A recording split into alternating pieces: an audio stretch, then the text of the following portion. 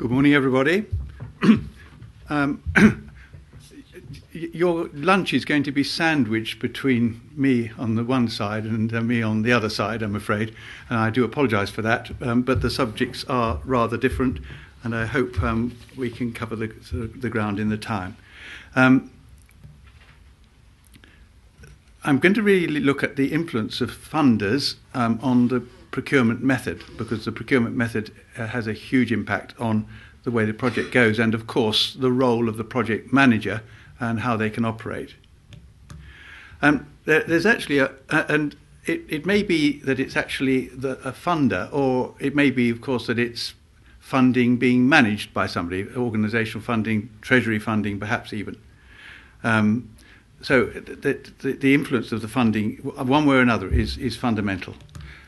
I think there's a very simple choice.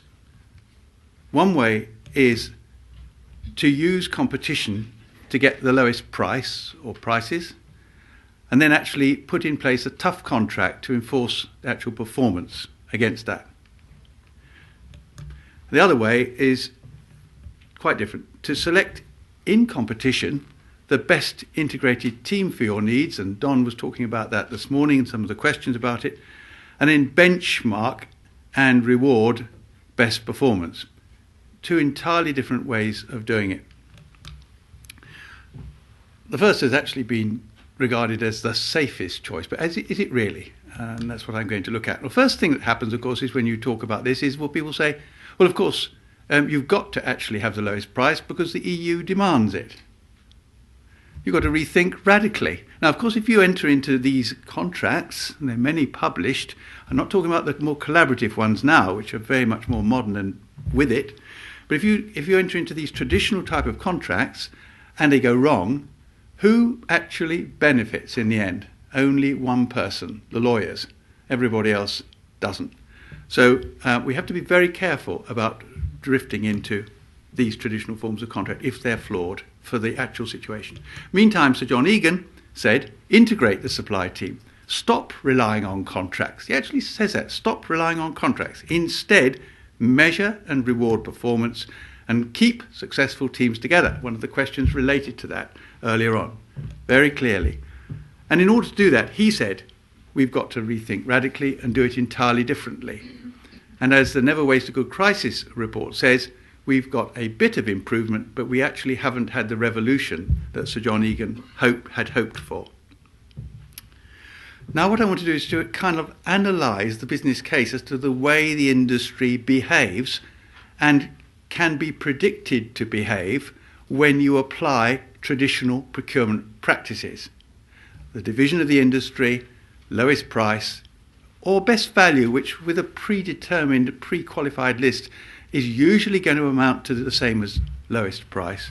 Let's just see how it works. A little analysis here.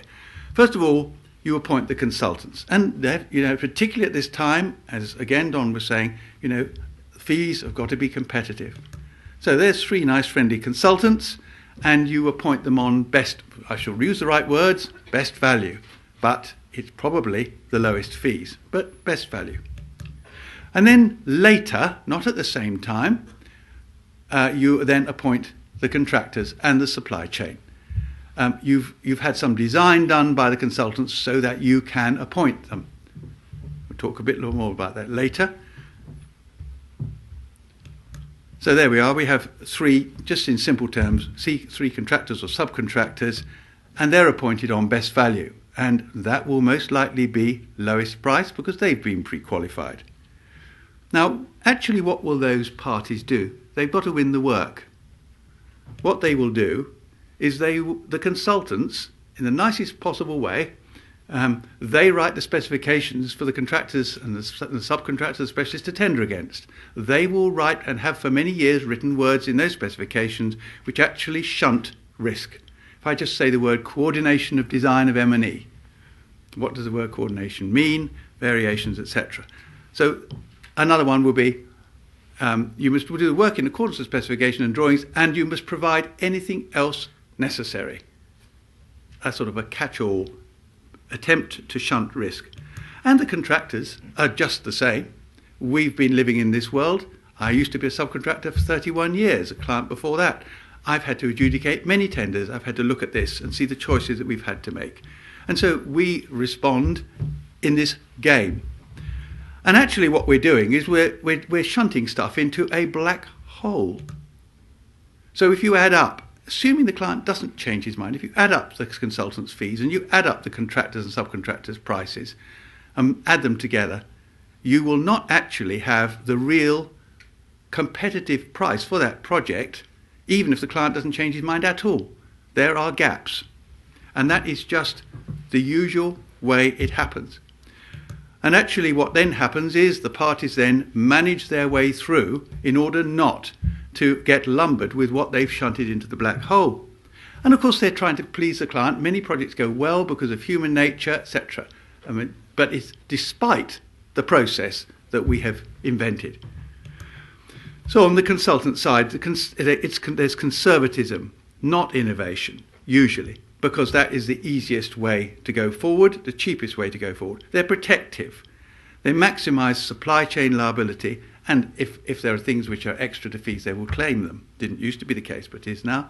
On the contracting side, on the right, it's a matter of you try, and once you've got the job, you try and screw down the prices of your subcontractors, and they screw down the prices of their suppliers, which of course screws out quality, and forget about sustainability.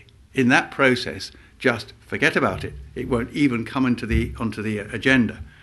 They'll try to enhance accounts, avoid the grey areas like coordination, stand back, which causes delay, blame to defend, and put profit first. That's what will actually happen.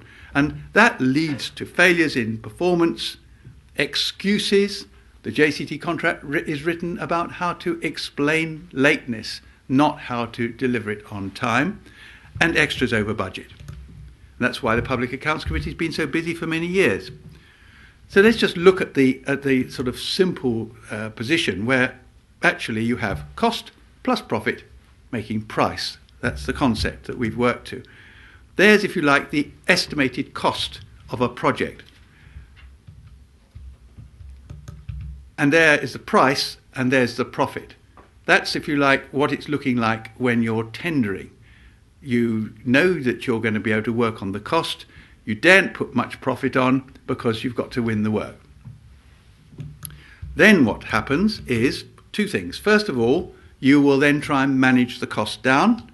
The price is staying the same in this scenario, and so you've got more profit. So you turn value, if you like, into profit.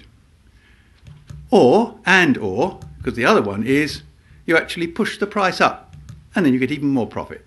That's the ideal scenario. Get your cost down, get your price up, and that can turn what will often be a negative margin at time of tender, at the moment, sub-economic, into a profit. That is the way that the industry works. It's utter rubbish, but we keep it going. And of course, if you get a problem on a job, like a coordination clash, and you stand back because you've got this whole strategy and scenario to make profit in the end of the day, that black hole actually then begins to cause delay. And then you get delay and disruption. And then you get claims for delays and disruption. Now, as you go up, the strange way, each of the parties that are dealing with these things as they get more serious actually get paid more money per hour. So up we go. Now we've got litigation. Well, certainly a great deal more per hour now. And then you might actually have a PI claim and all the massive forensic costs involved in those. So this little black hole has suddenly become, as they tend to do, a very big black hole. And bluntly, we don't want to be there and we can't afford it. So let's look the other way around. Let's look at if you like, what all the reports have been saying since Egan. Many reports, Achieving Excellence in Construction, Accelerating Change report, all the reports, National Audit Office even, very strong reports. First of all, it says bring the team together at the beginning. And the way to do that, and as Don referred to in the Strategic Forums website, you have an integration toolkit which gives you some guidance in terms of how to do this. The client actually forms an advisory team, people that he can trust. And it should include the end user and experts in integration, risk control, and insurance. with that advisory team, the client decides the functional brief. Now, the crucial thing in this, if we're going to use the industry as an integrated industry, we shouldn't be prescribing how it should do things. The brief should be functional.